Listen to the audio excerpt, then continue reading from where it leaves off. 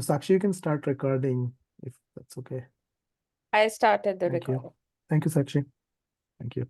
Okay, welcome everyone, and thank you, Ekta, for joining us today to share your experience, share your journey, and share your knowledge with the STEM Peers wider community. We are always happy to host more mentors to share their experiences, and we really appreciate for your time for this. Um, instead of giving an introduction of Ekta to everyone, I want to take this opportunity and give this opportunity to Ekta directly to uh, share her journey or a career track briefly, and then expand with different questions. Uh, so, Ekta, can you share how did you reach to this current position, and what is your educational background, and what are different steps so far in your career with us, please? Yeah, so starting, I earned my bachelor's and master's degree in biomedical engineering from Indian Institute of Information Technology, Allahabad. At that time, since the course was very multidisciplinary, so I did not have much in my mind what I'm going to do in future. So when I was pursuing bachelor's and master's in this biomedical journey, I tried different topics or different subjects. I only knew that I was going to do a PhD at some point in my life, but I was not sure about in which subject. So in my those 5 years, it was an integrated program. So in those 5 years, I did machine learning, I did artificial intelligence, I did image analysis, I did all the IT thing a person would do in a IT college. But in my master's thesis, I did this project on drug discovery using some drug docking software. So I realized I wanted to do something in biochemistry. Still, I was not sure either I want to go for a computational system or I want to do a in vitro or in vivo work. So in order to enhance my understanding of the biochemistry subject, I worked as a project after I graduated with a master's from Triple IT. I worked as a project Mhm, assistant in IISc Bangalore, mhm, in Naga Sumachandra's lab in biochemistry department. And I worked there for 9 months. And after that, I applied for PhD in US, and um, I got admission in University of Nebraska Lincoln, where I pursued my PhD for 5 years in biochemistry. mhm, There also, I was not much sure if I again want to do a computational system or I want to do in vitro, but somewhere I wanted to work with cells and mice, so I decided to do an in vitro. I decided to join an in vitro and in vivo lab, where I studied about oligonucleotide therapeutics. So that was my subject or the research topic for the entire 5 year journey. And once I was about to finish my PhD, I started applying in. Earlier, I wanted to do a postdoc because I was not sure how the market is going to be, because it was not a good time to mhm. start searching for a job or given how the market was. But then I started applying to different jobs, but somewhere I kept my focus on the oligonucleotide therapeutics Mhm. research only, and that's how I landed to this job as a senior scientist in Novartis. So right now I'm working as a senior scientist in Novartis. Awesome. That's a fantastic journey, and I really appreciate you putting it so concisely with specific milestones. And a lot of people would, I think, appreciate these specific milestones that you mentioned. So my follow-up question for you is that um, when you were doing your PhD, how did you prepare for your transition? Uh, if, uh, PhD duration is quite long, 5, 6 years. So what were the different steps, or what were different skills that you prepared yourself for transitioning into industry? Can you touch a little bit on that, so that who are doing PhD or who are doing postdoc can work on those, acquiring those skills, get themselves trained in those skills? Mhm. So while I was doing my PhD, I was under the impression that I am going to be a professor in some college. That was my long-term goal. I never knew that I'm going to join a pharmaceutical industry and be a scientist there. But in my fourth year, I realized I want to not continue in academia and join an industry job. So I just shared this with my advisor, and Mhm. I told him that I no longer want to do a postdoc after my PhD. So do you have any suggestion for me? How do I navigate this process? And one thing he told me, that go and network with people who are already working in industry. Mhm. And if you want to switch your research area, then talk to those people who are working in different research area.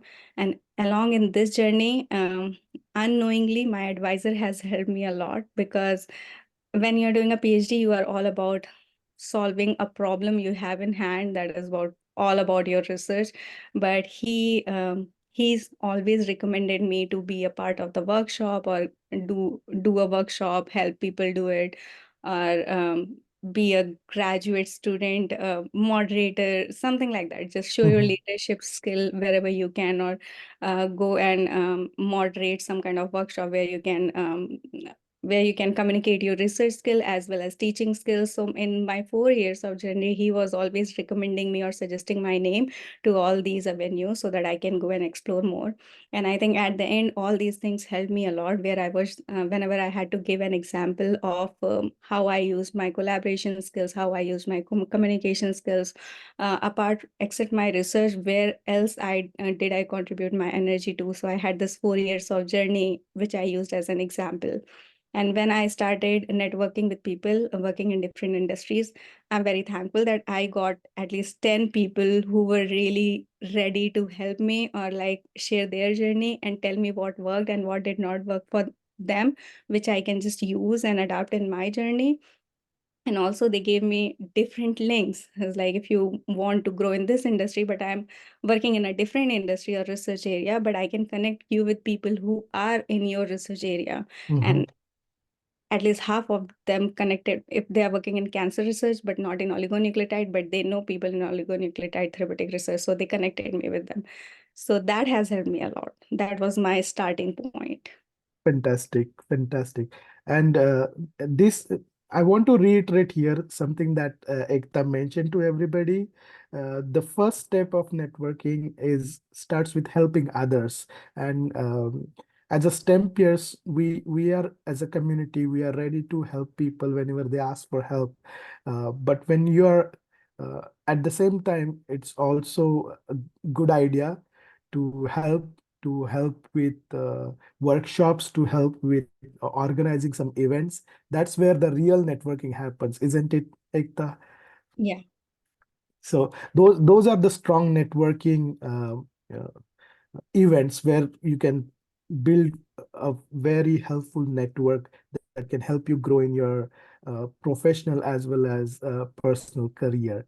Um, uh, Going to the next question, Ekta, when you were doing organizing these events or doing workshops. Another point you mentioned that you talked with your PI openly about your decision of moving to industry, um, and that's something is not feasible or not possible in all the scenarios.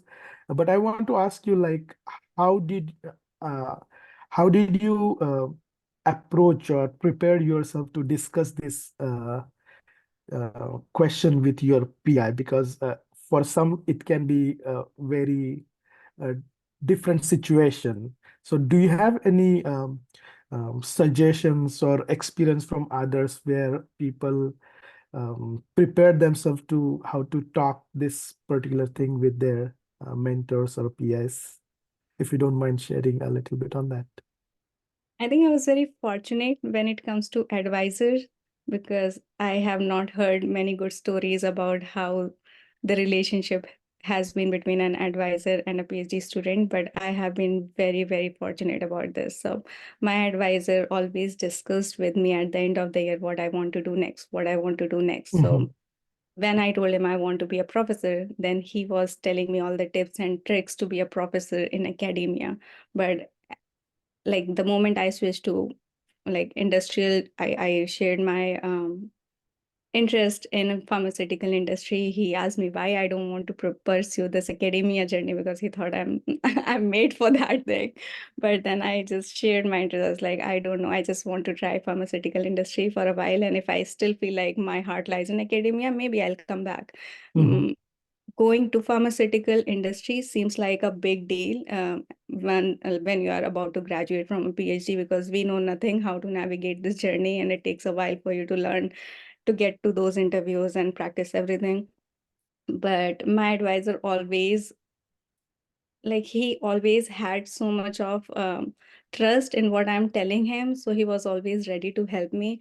So I don't know, if some advisor are not that helpful, how do you initiate this discussion? But in, like, from my experience, I feel like just telling or sharing your heart out with advisor should work most of the time. I'm not sure about any negative experiences, because I have none in my whole 5 years of journey. Well, that's a very honest answer, and we appreciate that. That's uh, my take home from is that you need to be like one need to be honest with themselves first to and then put that answer to their PIs or advisor that this is my situation and my interests are moving from this area to this area, and how can we both work together on this. So I totally understand. Uh, the honor having an honest discussion with your advisor. I think that has worked with for me. No matter, like, if my experiments are not working, I would just go and tell him it's not working. I tried this, and this, and this, and we should stop this. I was always very honest. Maybe that could be one of the reasons why he was always very helpful, because I was always communicating. Communication, yes, that's a very important skill in communication. So when you at the end of your PhD, when all this thing you had a very clarity and you had discussions with your advisor and other people in your network. Um, when you started applying, what were the different approaches you took, like applying through LinkedIn, applying through network, applying through any other job portals? Can you share some of your experience on it? What worked and what did not work for you, maybe specifically? So when I started applying, I did network with people, and I had made a list of people I approached and who were ready to give me referrals and put me in contact with their HR. So I had around like 15 people who were ready to help me with in my journey, but I did not use any of them. Somehow, maybe their jobs were not relevant, or I did not apply to those companies, and I was not very focused that I'm only going for all the big pharma industry or anything like that. I was also applying to all the startups, all the mid Mhm. size companies, and again, as well as for the big companies. One thing that everyone says works has not worked for me was keeping your options very wide. So if, let's say, if I'm applying, let's say if I know some kind of skill, like I know most of the molecular biology skills, and I'm only looking at those skills and applying, I did not get any interview call from any of those jobs where I only my molecular biology skills work. Whatever jobs I have been offered or I got an interview call was all related to my oligonucleotide therapeutic work, which I did in my PhD journey. So this is one thing which I was told, that keep your area open or wide for a Mhm. large, so that you can just apply to as many jobs as much you see.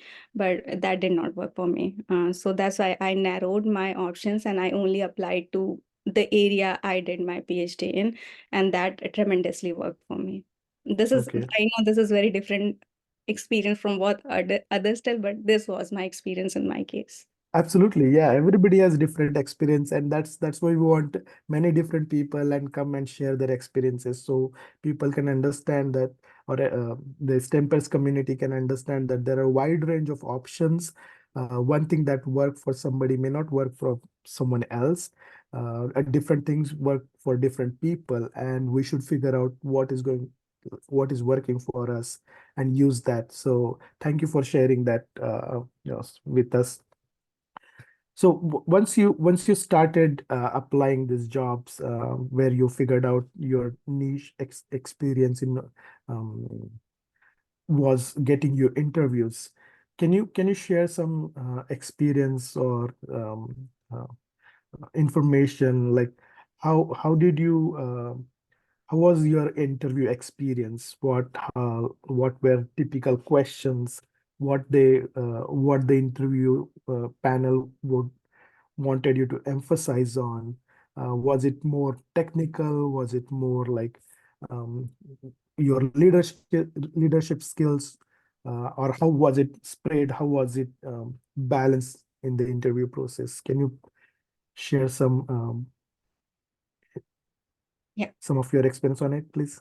Yeah. So one thing which I did not tell for the previous question was what worked for me was whenever I'm applying to a job, if there's an HR details, I have Mhm. always sent them an email saying, see, I have applied to this job and I'm very much interested in it. And if you need any more details, I'm very happy to share that with you. And I think doing this has got me 5 interview calls. And I have gone to like third or fourth um, stage of those interviews. So I feel like this really has worked for me, reaching out to the hiring recruiter or hiring manager. So I feel if there is a detail, please reach out to the person and tell how interested you are. Like, don't just go on and on. Just tell that you have applied. So that, Fantastic. Yes. That's a great experience to share, and we really appreciate that. So being not just applying online on the link, but being proactive and showing this enthusiasm very well in the interview process has helped you land more interviews than yeah, uh, average applicants, I would say. So being everybody make a note of this, being proactive, not just applying online on the system and then forgetting about and waiting for it. Okay, maybe I'll hear it in 1 week or 2 week. So be proactive. yeah. Awesome. Thank you, Ekta, for sharing that Mhm. uh, knowledge with us. Yeah, and the variety of questions I have got was Mhm, half of it was related to the research I was doing, mhm, uh, and half of it was related to my communication skill, collaboration skill, leadership skill, how I manage resources. So I would say it was not all technical or it was not all soft skills. So I feel like both of them matter a lot. um, in my initial interview, if it's with recruiter, then it's nothing technical. Then if it's because all my 5 interviews were 4 stage interviews. So first was just recruiter, where they are just asking, why did you apply for this position, how do you know you are a good fit, and all these answers lie in their job detail. So what I would do is just pick up 3 points from the job details or job description. mhm, 2 of them would be related to my technical skill, that how good I am with this research area and what all molecular biology or whatever their technical skills are. 2 points from there, and 1 point elaborating my presentation skill, my communication skill, leadership skill. So I would say these things in 3 points, and I would end it by saying what I achieved. What I achieved. So even if I'm saying I know this topic or this research area, but what did it lead to? So for doing this, first thing again, I went back to my advisor and I asked him, what did you get from the research I did? Did you get any grants? Can you please let me know? And he was very I'm very thankful that he gave me all those details. So we got this million grants, and you can just say that in your interviews. I was like, okay. So I would say that, okay, I researched this and I published these many papers, and this led to this research grant. I have these skills which I applied here and here, and this led to collaboration. And I have these skills, and I have presented the entire result in these conferences, held these many students. So I would always divide it in two technical and one soft skills. awesome. That's a very good strategy to answer recruiters' questions. Yeah. Um, so my next question is, once you once you joined industry, uh, what are your what do you see is different in academia versus industry, and what is similar between academia and industry? Can you elaborate something on that? Yeah, so the drastic difference I see is with respect to timeline and Mhm, how seriously accountable you are for your work. So let's say I'm doing some project, then it has all the strict timelines which you have to follow. And the project right now I'm doing has very strict timeline that we have to achieve this in these strict timelines. And there's always a go no go decision. So like in academia we are repeating an experiment like 4 5 6 times to make sure if it's working or not. Here you are doing it 3 times in your with full concentration, making sure nothing is right. And if it's not working, then you don't have to spend much more time. If you all your variables are right, then we can just stop there, think about another kind of experiment which will help us reach the same result. Because we have lots of resources in industry, where in academia we do not have those many resources. Let's say if I'm doing a qPCR, I cannot, I wouldn't have thought about any other experiment which can give me similar results as qPCR. But in industry, we have different labs working together, and different labs have different instrumentation or expertise where you can just go and talk to them. Hey, I want to achieve this. Do you have any suggestion with this? And then you can just collaborate and get the result. So strict timeline and very fast decision. That is different from academia, where you can take little more time. And I feel like, okay, we are doing research in academia as well, but what's the final outcome? Is it related to a patient? Is it not related to a patient? But here, when I'm doing an experiment, it is directly related to the outcome. How is it going to affect a patient? The data I'm getting, it's directly going to affect a patient. So that's mhm. why I'm very much in my hand accountable of my work, that whatever I'm processing or producing has to be very, very correct before it is going out of my lab. So Great.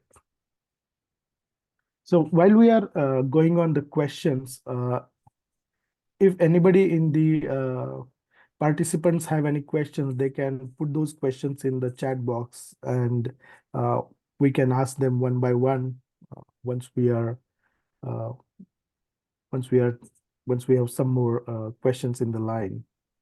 So people in the Zoom, if you have any questions, please put them here. And if there are questions, I can go ahead with the more questions on my side. Let's I see a question in chat. Could you please share your interview experience? Yes, do you want to share your interview experience at your current job? How was it? Uh, how long was it? How many rounds, etc.? So I felt like my interview experience with Novartis was really, really, really tough as Mhm. compared to my all other interviews. And at the end, I was like, I'm giving up. I'm not getting this job. That was my experience after giving the entire 5 stage. So here, I think most of my interviews were 4 stage interview. First with recruiter, second with hiring manager, third with 2 or 3 more important people of the team, and fourth is presentation and the entire day interview with all the teammates, like at least 6 to 7 teammates. So this was the thing. But for Novartis, I felt like all the soft skill questions and as well as all the technical skill questions were very hard, which was not the case for other 4 interviews I went through. So it was good, but I felt like I'm not getting this job, but still I got it. I don't know how, but yeah. So did you prepare specifically for these questions in advance, or like did you practice with someone? Uh, did you make any notes specifically? How did you prepare for these kind of questions? I think on technical questions, uh, a lot of us have um, background on how to answer the technical questions, but the soft skill questions, what do you think, how one should prepare for these kind of questions to answer? So I had already, before even starting my job interviews, I made a list of 20 to 25 questions, which I got from here and there, or from LinkedIn, or from Google somewhere. And then I wrote all the answers in 5 to 6 lines, so that is crisp and concise. And Mm-hmm. maybe I memorized it 3 to 4 times so that I can just say it whenever someone is asking me. But out of those 25 questions, I very much learned at least 10 of them, because those 10 of them were like, why do you want this job? What do you have to provide on the table? And your how do you introduce yourself? What have you achieved? How do you show your leadership skill, collaboration skill, presentation skills? What was the outcome of your research? So, and how do you manage conflict? Do you work good in a team setting or individually? So all these things, because in PhD you also manage different junior students, or you can say undergrads. So I was taking all the example from my teaching, and from my teaching of how I managed all these undergrads in my lab, or my Mm-hmm. first year, if I'm in fourth year, then first year and second year graduate students. So I took all those examples and incorporated in the questions I have listed. Mm-hmm. And I did practice all of them at least 4 to 5 times before giving an interview. Great, great. Uh, we have a question from participants here. Shruti is asking, uh, could you please tell us more about your PhD research and your current work, and in brief? And her second question is, how much importance do publications, grants, and conference attendance have during these industry applications? Can you please reiterate the first one? Sure. She's asking, could you please tell us more about your PhD research and your current work in brief? So my PhD research was about understanding the endosomal scape of antisense oligonucleotide, and in Novartis, I'm doing a similar work, but it's now siRNA. So work is almost somewhere same, but little bit twisted. But it's nothing with something. It's almost thing I know. It's nothing very new for me. Yeah, Mhm, like instrumentation is different, the way of doing is research is different, problem statement is different, but overall I know the big picture of what my research looks like. right. And her next question is, how much importance do publications, grants, and conference attendance have during industry applications? So I would say when we show that what was the big outcome of our research, that's where grant come in. Specifically, I only wrote these things in my resume saying I did this research, and this research results led to this million grant funding. It's not like I wrote those grants. I did not write those grants, but since my advisor gave me a permission that you can write it because I used your results. So if you have an advisor who agrees to do that for you, that would be awesome. But yeah, most of my interviews, I was asked, "What is this million grant? How did you get it?" So I honestly shared this, that because my results were used, that's why my advisor agreed that he got this grant because I gave him these results. Mhm, So somewhere it gives how quantitative your research was. mm, And with respect to workshops, it just shows your presentation skills, that whatever you worked on during your PhD, it was good enough to show in a conference. So I also got some of the travel grants. So I wrote all those things in my resume that I went and I got these travel awards. So I presented here and here. So these basically says that you have a good communication skills. awesome. She has one more question on like, I'm currently looking for industrial postdoc positions. She's about to finish PhD from India. Do you have any advice for her for industrial postdoc positions?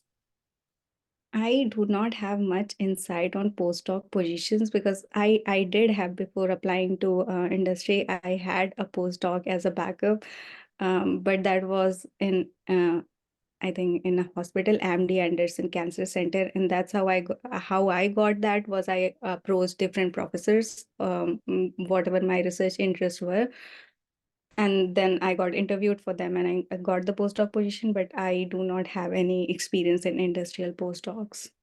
Okay, maybe we can ask this question later in the main forum then. Uh, Nidhi has a question. You had 4 rounds, and each round What specific questions were asked in each round? Okay, so in the first one, which is just recruiter, that was all, why are you interested in this job? What do you have? How your expertise aligned with the job we have posted? And then what were some, and then introduce yourself. Very basic 3 to 5 questions, which all I craft according to the job details. So it has nothing different. All my answers came from the job description. Then second round is hiring manager, where it's all technical. Whatever you have done in your PhD, they always ask me, okay, this line says this, how do you describe this? This line says this, how do you describe it? Just to know if you have done, if this is your research, how much do you know about your research? Just to check your technical intellect. Third round is with other team members, but that round, there's always a mix of technical as well as communication or soft skills, because they Mhm. want to see how good are you with leading a team. So for that, you also be technical. You need to be technically sound, as well as you should have a good collaboration skill, leadership skill, and communication skills. Fourth round is all about presentation, 1 hour presentation, where 30 minutes, it's a presentation, and 30 minutes people are asking you questions.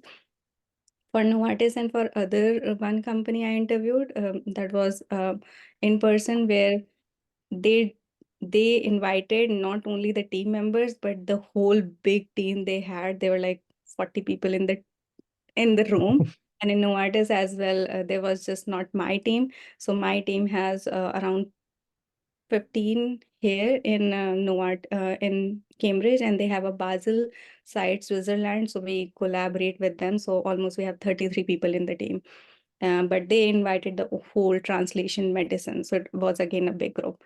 Um, after presentation, if the team members are interviewing you, it's mostly all the soft skills. It's barely, so for me, it was barely any technical skill. It was majorly a soft skill. How did you collaborate? How good are you in a team setting?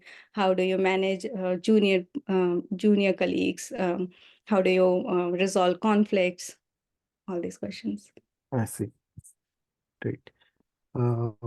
We have next question from Rohini, and I think you answered her first question. What size of a team do you work with, and what does a typical week look like for you, work-wise? So typical week fluctuates depending on your project demands. So last entire week I was very free, very light, because I just submitted something which was needed for a go, no go decision. And then I'm working on a different experiment for which I'm growing cells, and I need lots of cells. So it needs a lot of time for it to grow. Before that, I was super stressed because I had to make a go no go decision. So I was running experiments every week, and then analyzing it, communicating it with the lead I'm working with. So it comes and goes. But then again, in PhD, we dealt with the same thing. Stress comes and goes. So I don't think much about when it's a stressful week, because I mean, at the end, it's your job and you are getting paid for it. Yeah. And we did a similar thing with less amount of money in PhD. So I think as a PhD, we are just adapted with those kind of stresses. Yes, I totally agree with that sentiment. Yeah. So, we have a next question. Could you please share about the visa requirements that industry requires? Does some of the industry sponsor visa, or they need a green card for job? Can you uh, touch a little bit on these things and how you face these and how you resolve these situations? So I'll be very honest in this case. So before coming to Novartis, I also worked in a like in a startup company for like 2 months, and there I did not ask anything about visa, and I was very skeptical if they are going to sponsor my visa or not. But given the job situation, I did not ask them, because I was like, I just need a job for now so that I can make this transition, and later on maybe I'll switch to a different company if I get a better job opportunity. So at that time, but when I entered to that job, I asked my managers, like, do you guys sponsor visa? And then he said, yeah, we sponsor visa. So maybe I should have asked earlier, but I was just skeptical, or I felt somewhere like, what if they are not sponsoring and then they just reject me? Because all these scary things come in your mind when you're just Hmm. doing this transition. But with Novartis, as soon as I was offered this job, in that call only, the recruiter shared everything with me, that they are going to sponsor my H1B this year, and then they'll also do my green card if I'm interested. And they have a very good immigration group or a law company or firm who takes care of everything. And so far my experience with them has been so good, because I just send them email and they just reply me right away. So Novartis immigration law firm is pretty nice. So you don't have to ask anything. If I think if it's a big company, or maybe you can be very honest, again you can just ask in the job process or when you're getting the offer. It's just I chose not to ask when I was going for a startup. And no, in Novartis I did not have to ask, because they just told me everything before I even asked. Right. Great.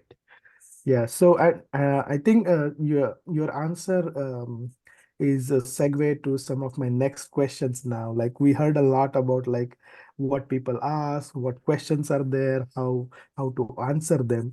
My next question for you is that what questions did you ask to when in the interviews to find out that that role is good for you, that work, the company, the team is good for you. So what was your experience? Did you ask any of these questions when, or what answers you got back?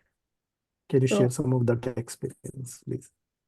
yeah, so as I told you, I spoke to different people before even making this transition. So what they suggested was, know as much as you can about the company where you are going to give an interview.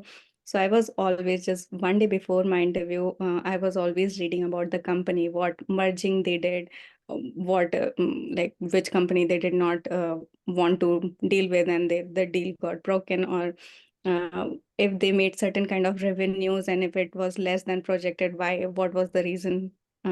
So I read all those, whatever merging, whatever revenues they did, and whatever new findings they got, if their drug got approved, I read all those things.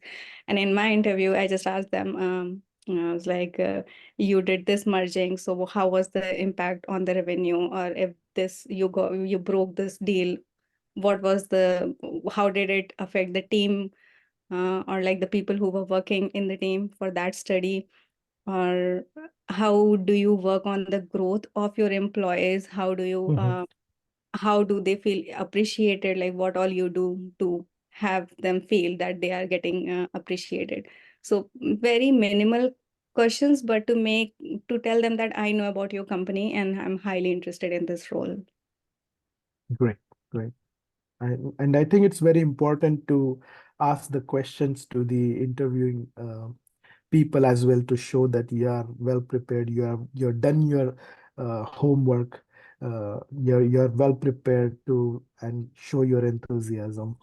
Mhm. Um, uh, let's step back a little bit and I want to ask you about like when you decided to move to industry, how long was it for you to like from your fourth year until getting this job, and like how like can you break it down your journey a little bit more, like you worked on this aspect for a couple of months, you worked on that aspect for a couple of months, then you started applying for uh, positions, something like this. Can you give us a some here like idea on how one can like span out this procedure?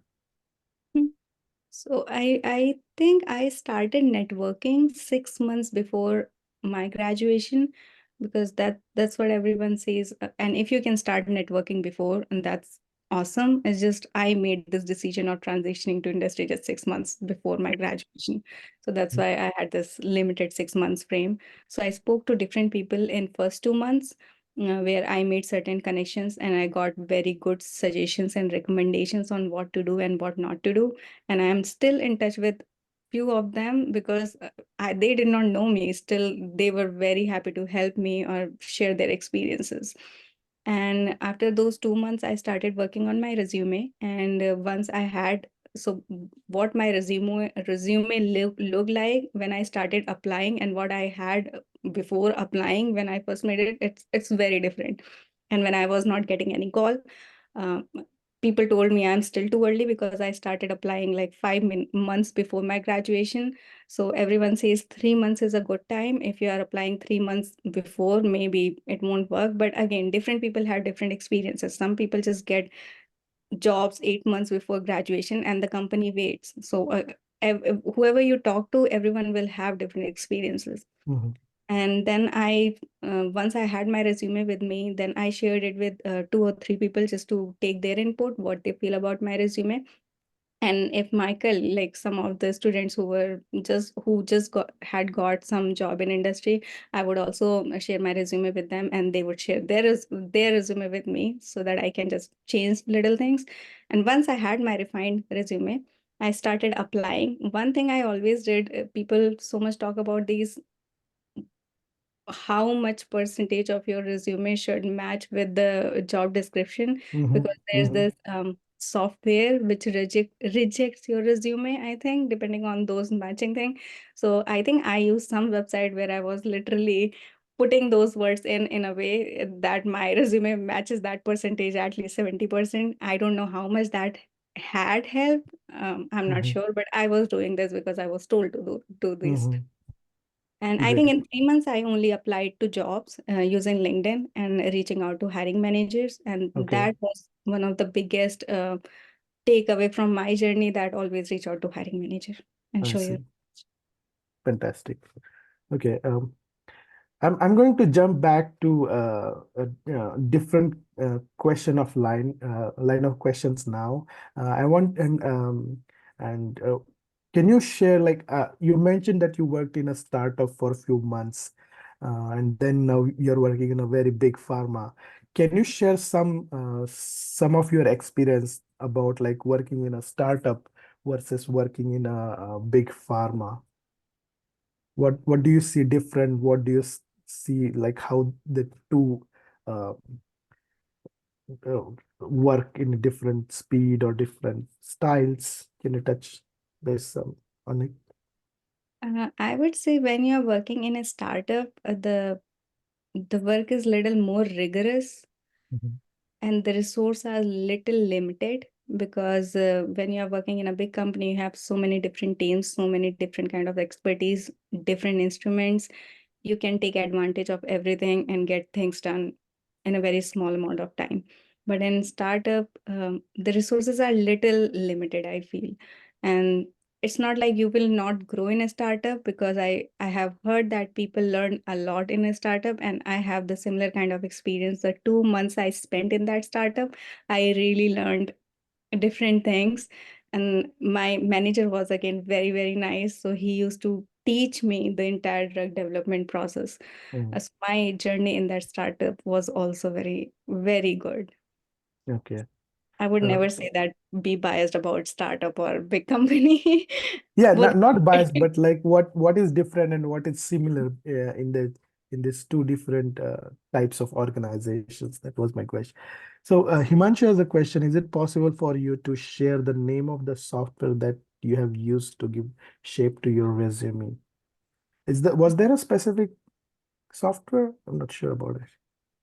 I don't remember. That was a website. It's just I don't remember the name of that website. If I remember, I'll just send you an email and you can share with the community. I Yeah, don't. on that I can mention here, Himanshu. STEMPeers has a very active program called STEMPeers Gurukul. We have excellent coaches in the Gurukul program, and the fall summer sessions should open up very soon. Um, we have coaches who teach you how to you know update your resume, how to write it so that it matches with the job description. Not just matches, but how well to prepare it, and then how to prepare uh, for interviews, how to prepare to answer those questions, how you network. So if you are interested, Himanshu, you should definitely look for STEMPeers Gurukul program that would open up very soon. Um, I don't know the exact date, but keep an eye on the Stempier's Facebook page as well as Stempier's LinkedIn page for that. Okay. So I think we are touching to our closing mark here. We have few 5, 6 more minutes left. Before we start wrapping up, Ekta, do you want to share something um, specific, like uh, what what what inspired you to come and talk to the community today, if may I ask? So since so many people who I did not even know would help me have helped me in the process, and that's literally overwhelming for me because I did not know these people. And if my advisor has not asked me to go and talk to people who are working in the industry, I don't think I had the guts to go and talk because I'm a very introvert person. And I don't like talking much. It's like, okay, my research is done. I'm going home. I don't want to see people. But that everyday effort of just reaching out to one person and them giving me just 10 minutes of their life has helped me a lot in this journey. Mhm. And I think that changes that 10 minute of somebody's call will change your mindset if you are really working in that direction. So when I got this kind of help from unknowns, as like I also want to just keep on working in the same line, and I want to help others. If my 10 minutes of help or my 10 minutes of good words positivity can help someone land, I cannot say land a job, but just keep them sane in this journey. That's very helpful because this is very tumultuous experience, or like it takes a lot of mind and drains your mind, and positivity is very much needed. And it's Fantastic. not tough. It needs consistent effort every day till you get that one job. Right. Wow. Yes. Well, that's so great to hear. And let's wait for a few more if there are any other questions from the participants. If they're not, maybe we can wait for a few minutes. Um, Looks like we are almost answered the questions in the chat box. But if Nidhi asks, does industry hire J1 visa? Do you have anything to share on that, Ekta? I know the colleague I work with, she came on a J1 visa, but she was a postdoc in Novartis, and then they started her O1 visa, and now the Novartis is doing her EB1 green card. She's almost done. So I Yeah, think they do hire J1 because they can just start doing O1 I after that. see. Yeah. So it's definitely possible. Mhm. Right. Any other questions? All right. Let's wait if there are any other questions. But before we close down, I really want to thank for your time, Ekta. We really, really appreciate you. We want the STEM peers community to come and talk and ask questions. We greatly appreciate mentors like you coming and sharing their experience with the community, sharing their knowledge and sharing what worked and how to prepare. So again, from the whole STEM peers community, we are very thankful to you for your time, and I hope you all have good weekend. Um, so with this, we'll turn off for today. We'll post this. We have recorded this interview with Dr. Pandey. We will share it on Facebook, and hopefully there will be more questions on the Facebook post, and I can share them with you later, Ekta, or tag you in some of those questions. Would that be okay? I am not on Facebook, but if you can just send me questions on, Maybe on LinkedIn. oh yeah, LinkedIn then. yeah, I can Perfect. just Yes. answer. And I would Sure. want to say thank you so much for giving me this platform to share my journey. I hope I can help people in the ways other unknown people have helped me. Absolutely. Thank you, everyone. Thank Thank you. you, Ekta. Have Take a care. great weekend, everyone. Bye. Bye.